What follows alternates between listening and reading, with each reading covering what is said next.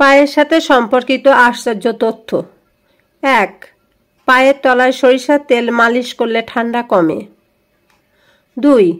খালি পায়ে ভিজা ঘাসে হাঁটলে চোখ ভালো থাকে। ৩. রাতে নাভিতে তেল দিলে পায়ের ফাটা কমে। ৪. পায়ের আঙুল ম্যাসাজ করলে মাথা ব্যথা কমে। ৫. পায়ে সঠিক ব্যায়াম করলে হার্ট সুস্থ থাকে। ৬. পায়ের নখ দেখে শরীরের পুষ্টির অবস্থা বোঝা যায়। ৭. ঠান্ডা পানিতে পা ডুবালে টেনশন কমে।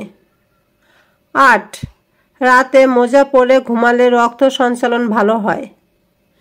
৯. পায়ের নিচে বরফ রাখলে স্ট্রেস কমে। ১০. শরীরের ভারসাম্য বুঝতে পায়ের অবস্থান বিশ্লেষণ করা হয়। সবাই ভালো থাকবেন।